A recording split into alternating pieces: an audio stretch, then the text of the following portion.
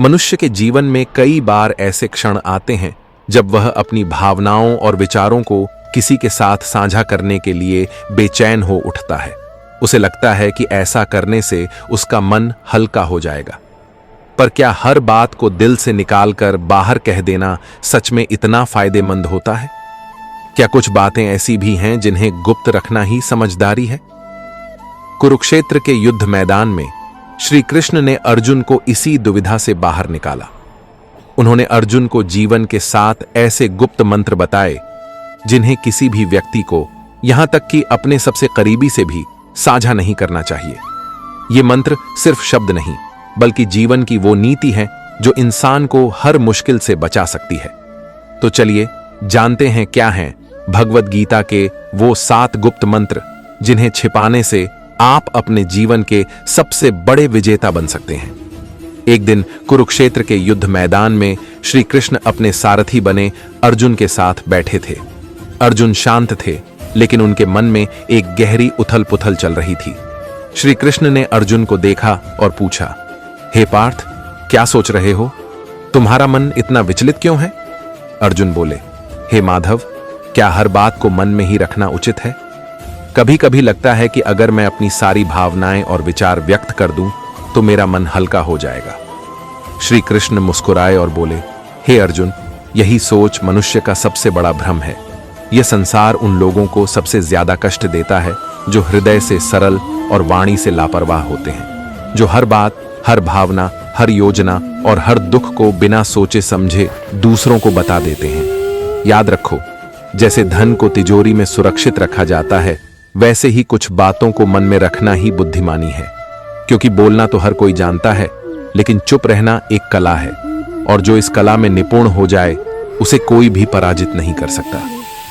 श्री कृष्ण ने गहरी सांस लेते हुए कहा, हे अर्जुन, आज मैं तुम्हें भगवद गीता के उन 7 गुप्त मंत्रों के बारे में बताऊंगा जिन्हें तुम्हें अपने सबसे प्रिय व्यक्ति से भी नहीं बताना चाहिए, क्योंकि अगर ये बातें बाहर आ गईं तो लोग तुम्हें तुम्हारे ही शब्दों से कमजोर कर देंगे।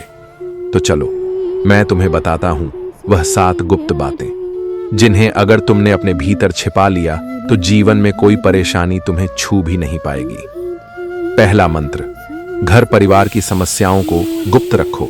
श्री कृष्ण ने कहा, कौटुंबिकम दुखम न प्रकाशितम, पारिवारिक दुख को प्रकट न करें। जीवन का यह पहला नियम है कि अपने घर की समस्याओं को कभी भी बाहरी लोगों के सामने प्रकट न करें।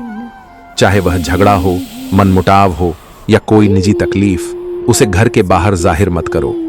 अर्जुन ने पूछा, हे माधव, जब मन में दुख हो तो क्या उसे बांटना नहीं चाहिए? श्री कृष्ण बोले, हे पार्थ, जब तुम अपने घर की कमियां बाहर दिखाते हो तो लोग उन्हें जोड़ने की बजाय और अधिक बिखेरने लगते हैं। वे दया नहीं बल्कि केवल तमाशा चाहते हैं। एक बार की बात है, एक गांव में 2 भाई थे।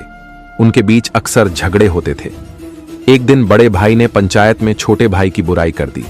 इसका परिणाम यह हुआ कि पूरे परिवार की प्रतिष्ठा गिर गई और लोग उनसे दूरी बनाने लगे। घर की बात बाहर निकलते ही रिश्तों की मर्यादा नष्ट हो जाती है और लोग तुम्हारे दुख को तुम्हारे ही विरुद्ध एक हथियार बना लेते हैं। उन्होंने आगे कहा, हे अर्जुन, घर का झगड़ा यदि बाहर चला जाए तो वह घर की नींव को हिला देता है। इसलिए चाहे हालात कितने भी खराब हों, अपनी घर की बातों को केवल अपनों तक ही सीमित रखो, क्योंकि बाहर की दुनिया घाव पर मरहम नहीं बल्कि नमक छिड़कती है। दूसरा मंत्र, अपनी कमाई और धन को गुप्त रखो। श्री कृष्ण ने कहा, आत्मनो धनम न प्रकाशितम, अपने धन को प्रकट न करें। यह दूसरा और सबसे महत्वपूर्ण मंत्र है कि अपनी आमदनी, अपनी संपत्ति या अपनी सफलता का बखान कभी किसी से मत करो। उन्होंने अर्जुन को एक उदाहरण दिया। एक बार एक राजा ने अपने राज्य की धन संपत्ति का बहुत दिखावा किया। उसने अपने खजाने के कमरे सबके सामने खोल दिए। कुछ ही दिनों बाद पड़ोसी राज्यों ने उस पर आक्रमण कर दिया और उसका सारा खजाना लूट कर ले गए। धन जितना गुप्त होता है उतना ही सुरक्षित होता है। उसका दिखावा करना स्वयं को लोभियों और ईर्ष्यालु लोगों के सामने खड़ा करना है। श्री कृष्ण बोले, हे पार्थ, तुम कभी किसी सच्चे धनी व्यक्ति को अपनी कमाई का दिखावा करते नहीं देखोगे, क्योंकि वे जानते हैं कि जहां धन की जानकारी होती है वहां लोभ, ईर्ष्या और संकट भी बढ़ता है। कुछ लोग मदद के बहाने तुम्हारे पास आएंगे, कुछ तुम्हें नीचा दिखाने की कोशिश करेंगे और कुछ केवल इसलिए तुमसे नफरत करने लगेंगे क्योंकि तुम्हारे पास वह है जो उनके पास नहीं। उन्होंने स्पष्ट शब्दों में कहा, धन का सबसे बड़ा रक्षक उसका छिपा हुआ होना है। अगर लोगों को तुम्हारे धन की जानकारी हो जाए तो वे तुम्हारी मानसिक शांति भी छीन लेंगे। इसलिए अपनी कमाई को गुप्त रखो, जिससे तुम्हारा मन स्थिर और निश्चिंत रहे। तीसरा मंत्र, भविष्य की योजनाओं को गुप्त रखो। श्री कृष्ण ने कहा, कार्यस्य योजना न प्रकाशिता, कार्य की योजना को प्रकट न करें। हे अर्जुन, जब तक कोई योजना पूरी न हो जाए उसे अपने मन के भीतर ही रखो। जो लोग अपने हर कदम की घोषणा पहले ही कर देते हैं वे अक्सर अपनी मंजिल तक पहुंचने से पहले ही भटक जाते हैं। उन्होंने एक व्यापारी का उदाहरण दिया।